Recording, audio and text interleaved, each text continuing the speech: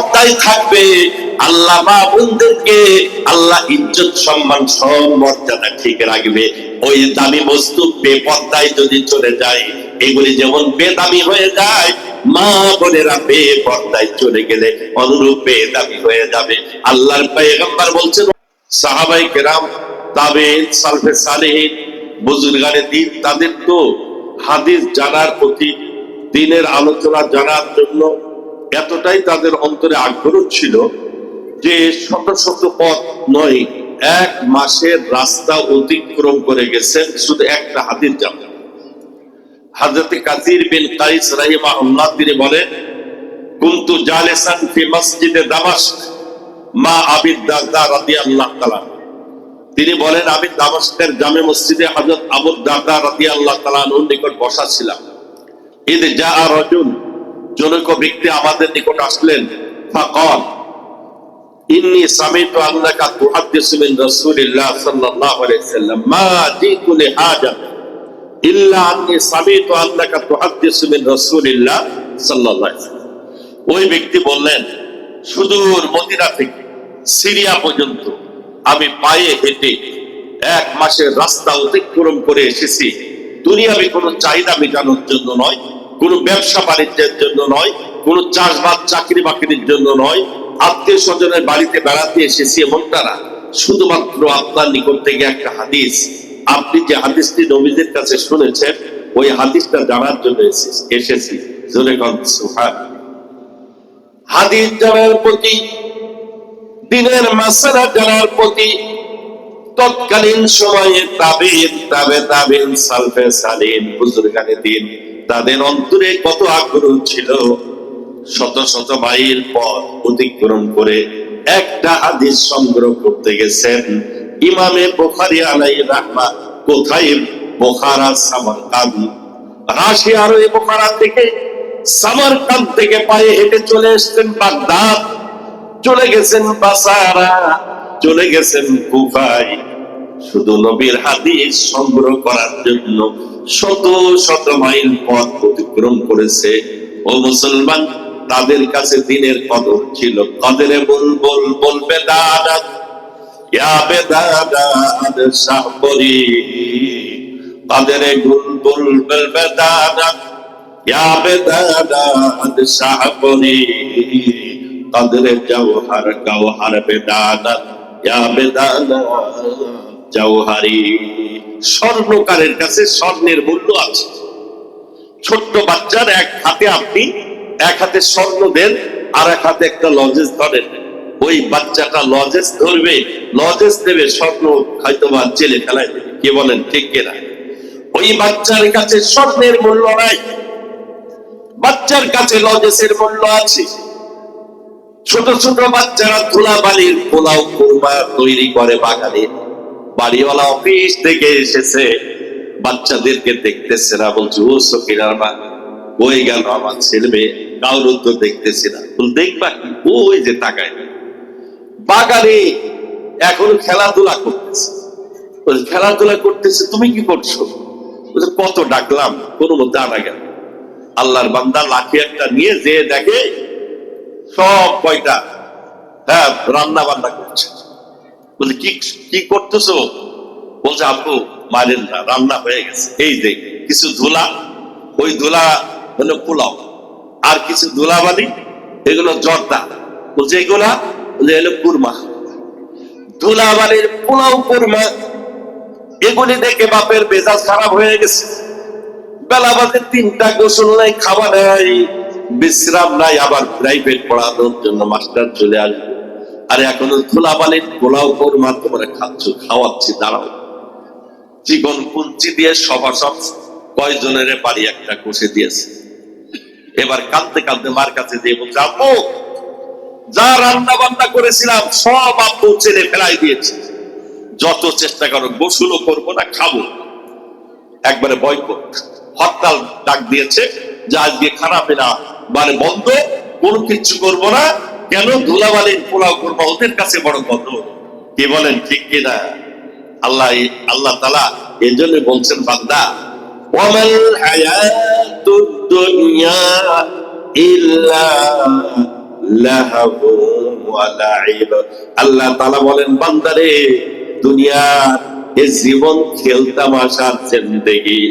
ওই বাচ্চাদের কাছে ধুলাবালির পোলাও কুরমার জর্দার বড় মূল্য আছে। ওই ধুলাবালির পোলাও কুরমার মান তাদের কাছে অনেক বেশি।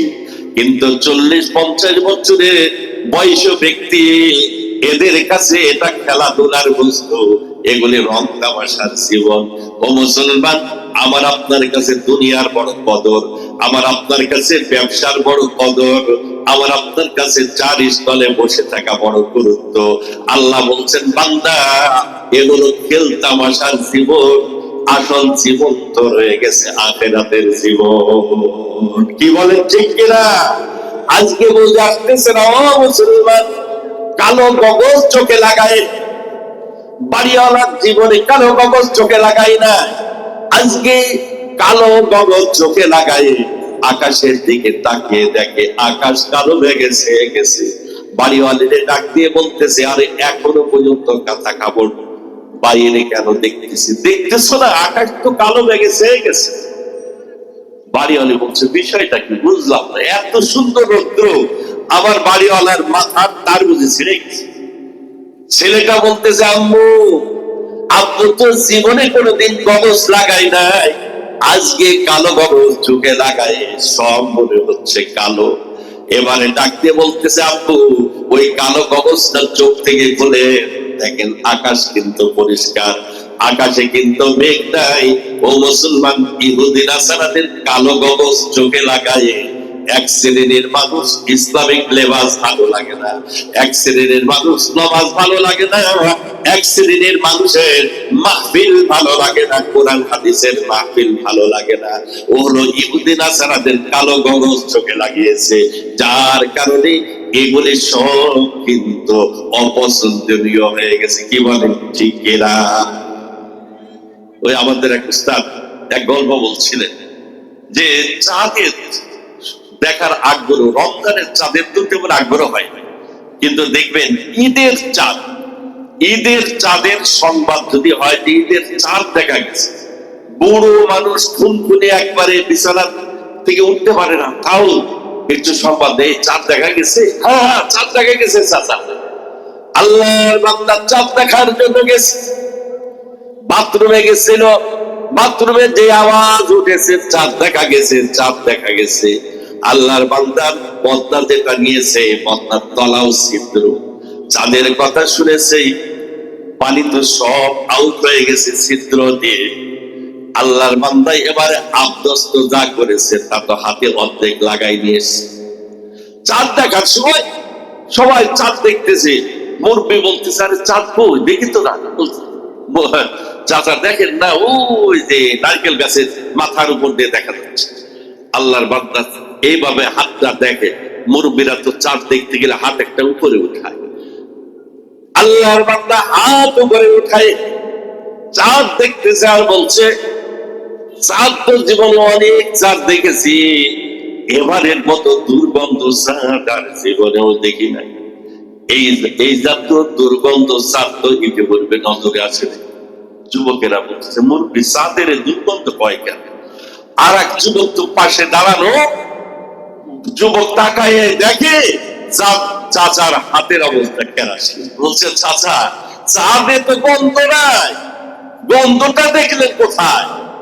ওই মুরব্বী বাথরুমে গেছে, চাঁদের কথা শুনে আত্মস্থ করার কথা আর মনে নাই, পানি তো সব পদ্মার ছিদ্র দিয়ে চলে গেছে, হাতে অর্ধেক জড়াই নিয়েছে।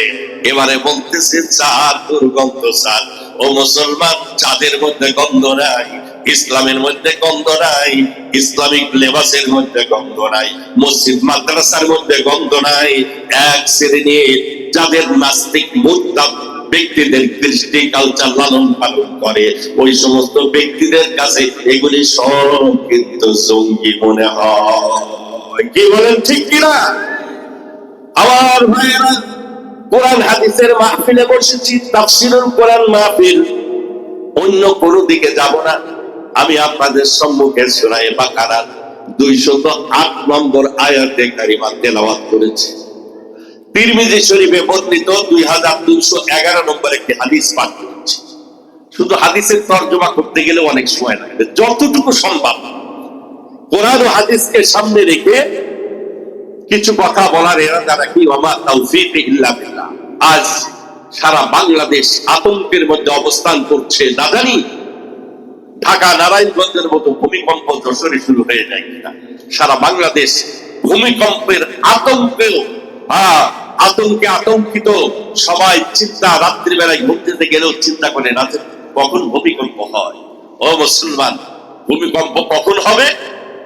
এজন্যই আমি আপনাদের সম্মুখে এমন একটা হাদিস পাঠ করেছি যে 14টি গুনাহ ব্যাপক আকার ধারণ করলে, সমাজে যদি 14টি গুনার প্রবণতা দেখা দেয়, তবে বুঝবে যে ভূমিকম্প আসবে, একটা দুইটা না, শত শত ভূমিকম্প বিভিন্ন জায়গায় শুরু হয়ে যাবে। ও মুসলমান, এগুলো একটি আমাদের বড় আলাপ, কি বলেন ঠিক কিনা? আমার ভাইয়েরা, আমি যে আয়াতে কালিমা তেলাওয়াত করেছি সূরা বাকারার 208 নম্বর আয়াত, এই আয়াতের শানে নুজুল তাফসীরের কিতাবের মধ্যে এসেছে। হযরত আব্দুল্লাহ বিন সালাম রাদিয়াল্লাহু তাআলা পূর্বে তিনি ইহুদি ধর্ম অবলম্বনকারী ছিলেন। উনি যখন মুসলমান হলেন, চিন্তা করলেন ইহুদিদের সাথে একটু সামঞ্জস্য বজায় রাখবো, ইহুদি ধর্মের সাথে কিছুটা হলেও সামঞ্জস্য রাখবো। আগে তো ইহুদি ধর্ম অবলম্বন করেছিলাম, ইহুদি ধর্মে উটের গোশত খাওয়া না জায়েজ, আমি উটের গোশতটা খাবো না। ইহুদি ধর্মে শনিবারের প্রতি বড় শ্রদ্ধা রাখা হয়, শনিবারকে বড়দিন মনে করা হয়, ওই শনিবারকে আমি বড়দিন মেনে যাব, উটের গোশত খাবো না। এই দুইটি কাজ করে ইহুদি ধর্মের সাথে আমি একটু মিল রেখে চলবো, ইসলামের সব কথাগুলি মানবো, তবে ইহুদি ধর্মের সাথে সামান্য একটু সামঞ্জস্য বজায় রাখবো। ও মুসলমান, এতটুকু ধারণা অন্তরে আসার কারণে আল্লাহ রাব্বুল আলামিন সূরা বাকারার 208 নম্বর আয়াতে কারিমা আল্লাহ তাআলা নাযিল করলেন। আয়াতের মধ্যে আল্লাহ তাআলা ইরশাদ করেন, ইয়া আইয়ুহাল্লাযীনা আমানু দুখুলু ফিস-সিলমি কাফা। আল্লাহ রাব্বুল আলামিন ইরশাদ করেন, হে ঈমানদারেরা, হে মুমিনেরা, পরিপূর্ণ ইসলামের মধ্যে প্রবেশ করো, পরিপূর্ণ ইসলামের ভিতরে দাখিল হয়ে যাও। ওয়ালা তাত্তাবিউ খুতুওয়াতিশ শাইতান, শয়তানের পদঙ্ক অনুকরণ করো না, শয়তানের রাস্তায় চলো না, পুরা মুসলমান হয়ে যাও, মুসলমানের ছত্র ছায় ইসলামের সমস্ত বিধানগুলি তোমার জিন্দেগিতে বাস্তবায়ন করো। জোরে কোন সুবহানাল্লাহ। আমার বাবাজিরা, আল্লাহ তাআলা বলেন, ওয়ালা তাত্তাবিউ খুতুওয়াতিশ শাইতান, শয়তানের পদঙ্ক অনুকরণ করো না, ইন্নাহু লাকুম আদুউম মুবিন। আল্লাহ রাব্বুল আলামিন বলেন, সুনিশ্চিত শয়তান তোমাদের প্রকাশ্য দুশমন। ও মুসলমান, শয়তান চাই না আজকের তাফসীরুল কোরআন মাহফিলে আল্লাহর বান্দারা বাড়ি ঘর ছেড়ে, দোকানপাট বন্ধ করে, চার দোকান বন্ধ করে আল্লাহর বান্দারা জান্নাতি মাহফিলে বসে জান্নাতি হয়ে যাক। শয়তান এটা চায়, জোরে কোন চায়? শয়তান তো আল্লাহর সাথে ওয়াদা করে এসেছে, লা আমলাআন্না জাহান্নামা মিনাল জিন্নাতি ওয়ান নাসি আজমাইন। আল্লাহ, যেহেতু তুমি আমার প্রতি অভিশাপ করেছো, ইন্না আলাইকা লানাতি ইলা ইয়াউমিদ্দিন, আল্লাহ তাআলা জানালেন, ও ইবলিস, তোর প্রতি কিয়ামত পর্যন্ত আমার লানত, অভিশাপ। আমার বাবাজিরা, ইবলিস আল্লাহ তাআলাকে বলল, রব্বুল আলামিন, জাহান্নামে যেহেতু হয়ে গেলাম, একা জাহান্নামে যাব না, জিন ইনসানের মধ্যে হাজার হাজার লক্ষ লক্ষ নয়, কোটি কোটি ব্যক্তিদেরকে আমি জাহান্নামে নিয়ে যে জাহান্নামকে ভরপুর করব। ও হইবপুর ইউনিয়নের যুবকেরা, মুরব্বিয়েরা, পর্দার আড়ালের মায়েরা, শয়তানের পদঙ্ক আমি অনুকরণ করতেছি কিনা একটু চিন্তা করে দেখি। যত গুনাহের রাস্তা আছে এগুলি হলো সব শয়তানের রাস্তা। কি বলেন ঠিক কিনা? যত গুনাহ আছে সমস্ত গোড়াগড়ি শয়তানের প্ররোচনায় মানুষ গুনাহ করে।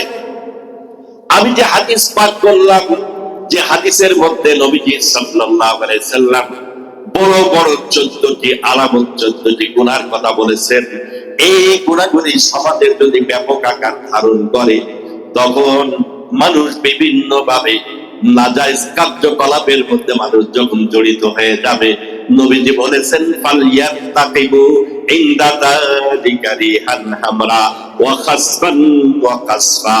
ও আমার উম্মত, এই গুনাহগুলি সমাজে যখন প্রকাশ পেয়ে যাবে তখন তোমরা অগ্নি বাতাসের অপেক্ষা করো। অগ্নি বাতাস আসবে, এই বাতাসের অপেক্ষা করো। ওয়া খাসফান ওয়া মাসখা, আর তোমরা অপেক্ষা করো ভূমিকম্প, ভূমিধসের অপেক্ষায় থাকো। আমার ভাইরা, জানতে ইচ্ছা হচ্ছে হুজুর ওই গুনাহগুলির কথা একটু বলেন। এজন্যই আপনাদের সম্মুখে আমি ওই হাদিসটি পাঠ করেছি, তিরমিজি শরীফে বর্ণিত 2211 নম্বর হাদিস। নবীজি বলছেন ইদা তুফিজাল ফাইকুতু আলা, 1 নম্বর, গনিমতের মালকে মানুষ আপন মাল বলে তাসরুফ শুরু করে দেবে। এর আরেক ব্যাখ্যা হলো সরকারি মাল, এই সরকারি মালের কোনো রেয়াত করবে না, সরকারি মালের মধ্যে খেয়ানত করবে, মানুষ আত্মসাৎ শুরু করে দেবে। আমার ভাইয়েরা, একজন মন্ত্রী, একজন এমপির কয়টা বাড়ি লাগে? সারা ওয়ার্ল্ডের মধ্যে 300টা বাড়ি যদি ভূমি মন্ত্রীর হয়, 300টা বাড়ি। ও মুসলমান, এ বাড়িগুলি কি এমনি হয়ে গেছে নাকি বাতাসে হয়েছে? এ টাকা কোথা থেকে আসলো? আমার আপনার পকেটের টাকা, আমার আপনার কর দেওয়ার টাকা, আমার আপনার ট্যাক্স দেওয়ার টাকা, এগুলি আত্মসাৎ করে 300টা বাড়ি। সারা ওয়ার্ল্ডের মধ্যে একজন ব্যক্তির জন্য কয়টা বাড়ি লাগে? ওই বাড়িগুলিতে হয়তো একদিনও থাকার সুযোগ হবে না।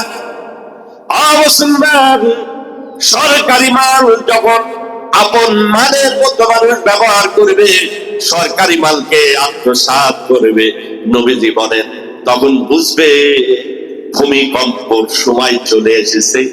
এগুলি যখন শুরু হয়ে যাবে আল্লাহর গজবের তোমরা অপেক্ষায় থাকবে।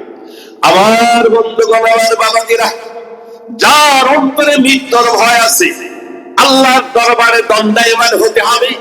আমার জীবনের প্রতিটি কাজের ব্যাপারে আল্লাহর কাছে হিসাব দিতে হবে। এই ভয়টা যার অন্তরে আছে, ওই ব্যক্তি কোনদিন অপরের মাল আত্মসাৎ করতে পারে না, সরকারি মাল আত্মসাৎ করতে পারে না, কলমের খোঁজাই কোটি কোটি টাকা ইনকাম করতে পারে না। যখনই গুনার কথা চিন্তা হবে তখন মনের ভিতরে একটি কথা উদয় হবে, কেউ যদি না দেখে মহান আল্লাহ আমাকে দেখতেছে। কি বলেন ঠিক কিনা? আল্লাহ কেমন কেমন দর্শনকারী। ওয়া হুয়াস সামিউল বাসীর। তাফসীরের কিতাবের মধ্যে এসে বাসীর বলা হয় এই সত্তাকে, দর্শনকারী ওই সত্তা।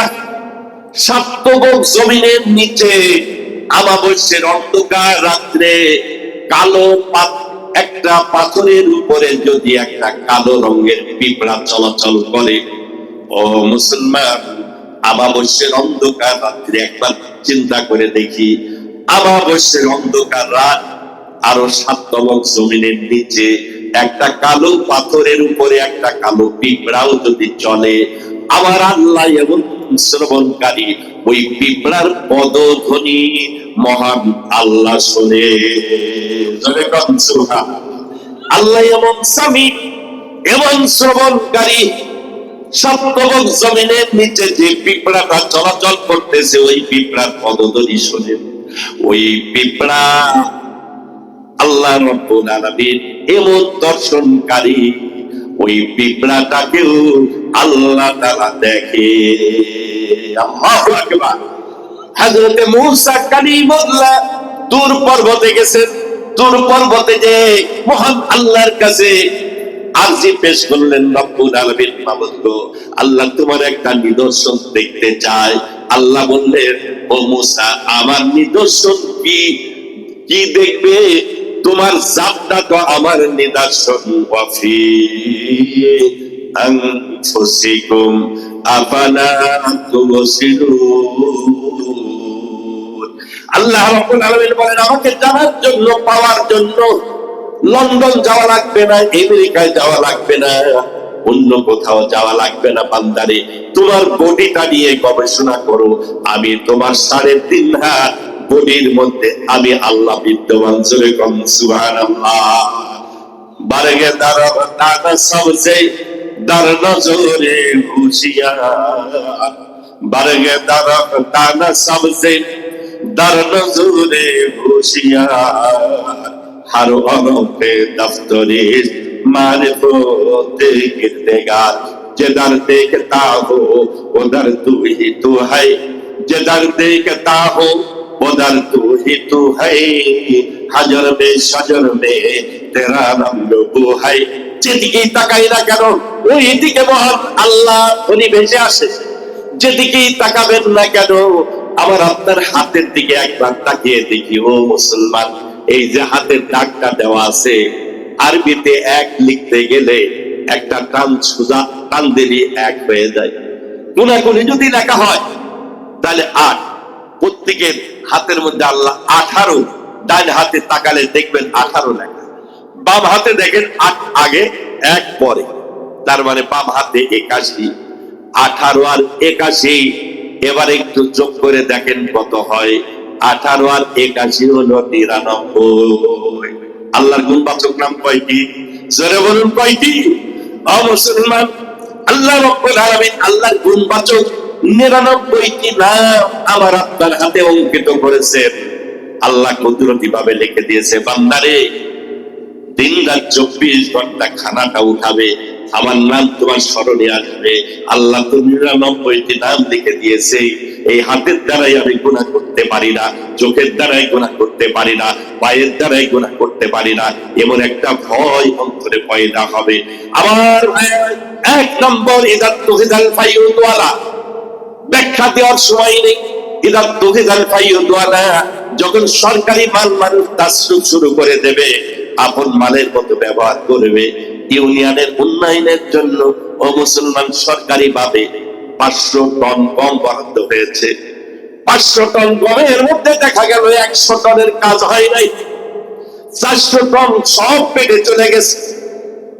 আপনাদের ইউনিয়নের কথা বলছি, এই তো মাশাআল্লাহ ভালো, সব আল্লাহওয়ালা ব্যক্তি, এই এলাকার মানুষ সকলে দিনদার। আল্লাহ সকলকে দিনদার হওয়ার তৌফিক দান করুন। জোরে বলুন আমিন।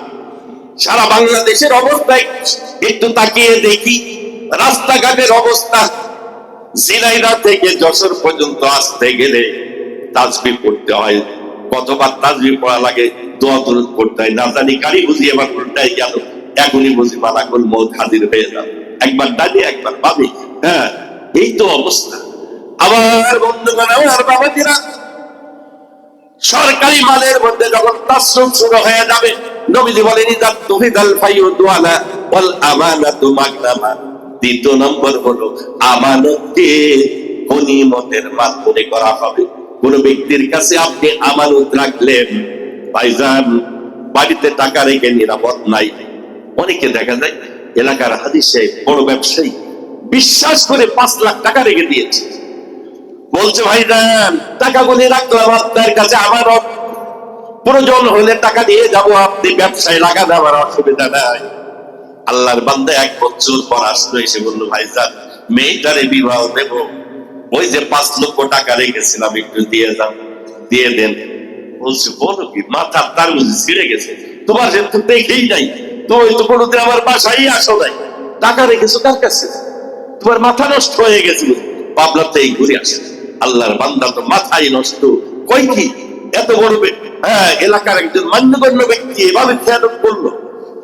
আমার বন্ধুগণ, আমাদের এক ব্যাখ্যা তো হলো আমার আপনার অর্থ যার কাছে আমানত রাখি, ওই লোকটা আমানতের খেয়ানত করে।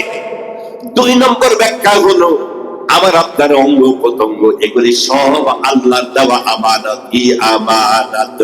চাঁদের জানাতে তার হাকিকত মালিকে হর শাই খুদা, তার হাকিকত মালিকে হর শাই খুদা। আমার হাতের মালিক আমি না, পায়ের মালিক আমি না, চোখের মালিক কিন্তু আমি না। আমার বন্ধুগণ, 7 মাইল রাস্তা দিয়ে আল্লাহর বান্দা হেঁটে মসজিদে আসবেন জুমার নামাজ পড়তে, প্রতিমধ্যে এসে পড়ে গেছে, এক সাইড পড়ে গেছে, প্যারালাইসিস হয়ে গেল আল্লাহর বান্দা। কল্পনাও করে নাই জুমার নামাজ পড়তে এসে আল্লাহর বান্দা অসুস্থ হয়ে পড়বে। হাতকে এতবার ডাক দিয়ে বলে, ওরে হাত, তুই তো আমার দেহের অঙ্গ, আমার কথাটা শোন, তুই সচল হয়ে যা। পারে বলতেছে, পা তুই সচল হ। পা বলতেছে, না না, আমি তোমার কথা শুনবো না। আমার একজন মালিক আছেন, তিনি হলেন মহান আল্লাহ। কি বলেন, ঠিক কিনা? হাত আমার কথা শোনে না, পা আমার কথা শুনতেছে না। বয়স হয়ে গেছে 80 বছর, 90 বছর। আল্লাহর বান্দার মাজাটা কুজো হয়ে গেছে, লাঠির উপরে ভর দিয়ে চলে, কষ্ট হয় আল্লাহর বান্দার চলতে।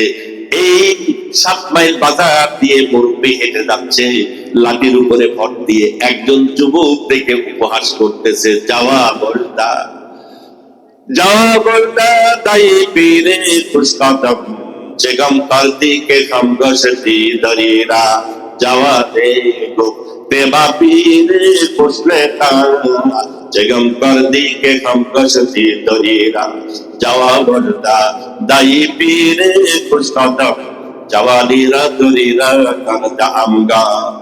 যুবক ডাক দিয়ে বলছে, চাচা কি হারাই ফেলেছেন? মাথা নিচু করে তালাশ করেন, কিছু হারাই গেছে নাকি? উপহাস করছে। মুরব্বি উত্তর দিয়েছে, মুরব্বি জ্ঞানী, রোজারের যুবক, এই 7 মাইল বাজার দিয়ে চলতে চলতে বাবা আমি বড় একটা সম্পদ হারাই ফেলেছি। যাওয়া বলতা তাই পীরে খুশকদম জওয়ানিরা দরিরা কানতা আমগা। বলে, যুবক, এই 7 মাইল বাজার দিয়ে হাঁটতে হাঁটতে আমার যৌবন কালটা এই বাজারে শেষ করে ফেলেছিলে বাবা। ওই যৌবন কালটা একটু মাথা নিচু করে তালাশ করি, দেখি আমার যৌবন কালটা ফিরে পাই কিনা। আল্লাহু আকবার। মুসলমান, এগুলি সব আমার আল্লাহর দেওয়া আমানত। বৃদ্ধ বয়সে চোখের দৃষ্টি শক্তি কমে গেল। চোখকে এতবার বলে, খবরদার, তোর দৃষ্টি শক্তি যেন না কমে। চোখ আমার কথা শুনতেছে না। বোঝা যায় চোখের মালিক আমি না, হাতের মালিক আমি না, পায়ের মালিক আমি না। এগুলি সব দিয়েছে আল্লাহ ব্যবহারের জন্য, আল্লাহর দেওয়া আমানত। কি বলেন, ঠিক কিনা? একটা মাসালা বলি, আল্লাহর দেওয়া আমানত। এজন্যই উলামায়ে কেরামের কাছে শুনবেন মাসালা সঠিক না বেঠিক।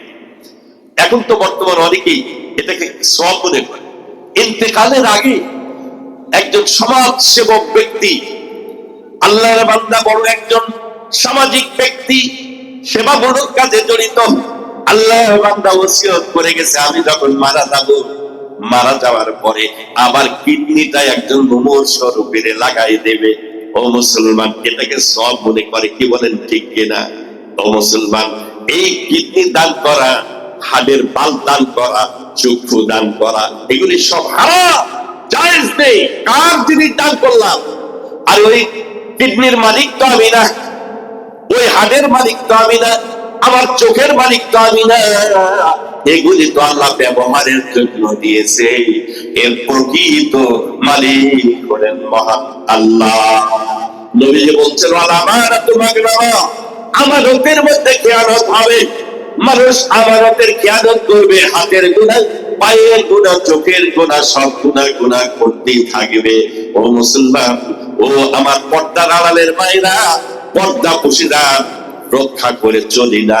নামাজ যদিও পড়ি, এক শ্রেণীর মায়েরা পর্দা করাটাকে কুসংস্কার বলে। পর্দা বর্তমান মডার্ন যুগে পর্দা চলে, জোরে কর নাউজুবিল্লাহ।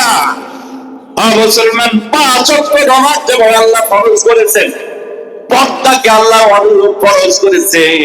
যদি কোন ব্যক্তি পর্দাকে উপেক্ষা করে, অমান্য করে, পর্দাকে উপহাস করে, ও মুসলমান, তার ঈমান থাকবে না।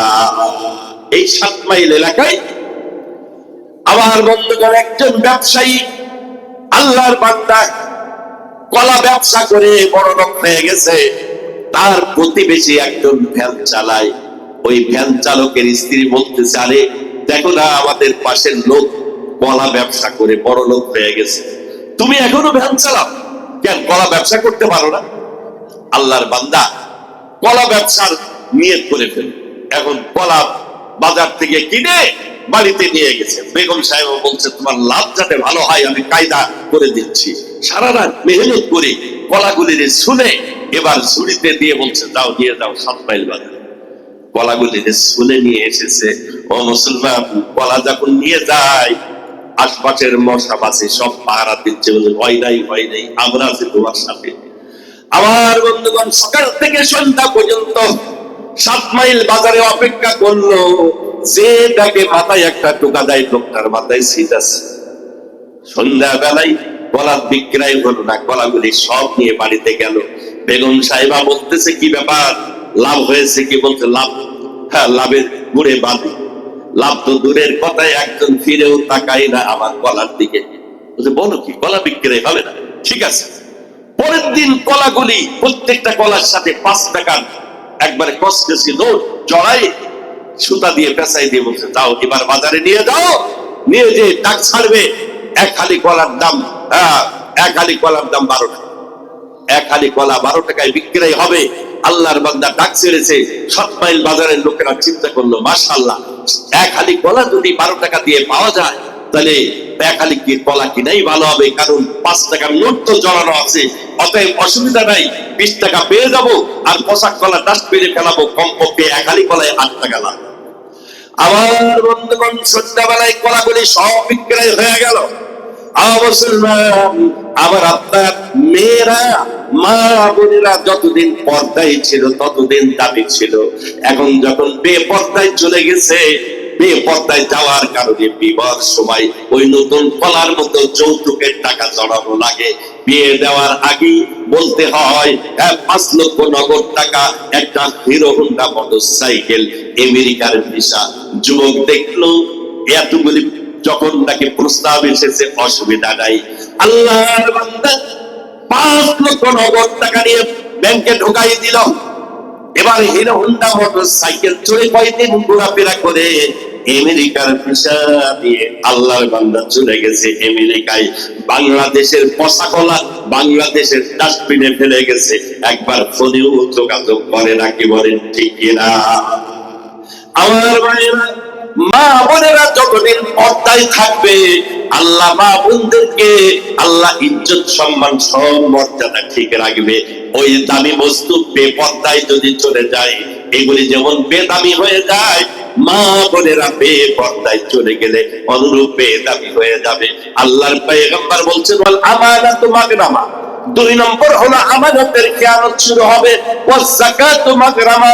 3 নম্বর গুনাহ হলো যাকাত দেওয়াকে মানুষ দণ্ডি মনে করবে।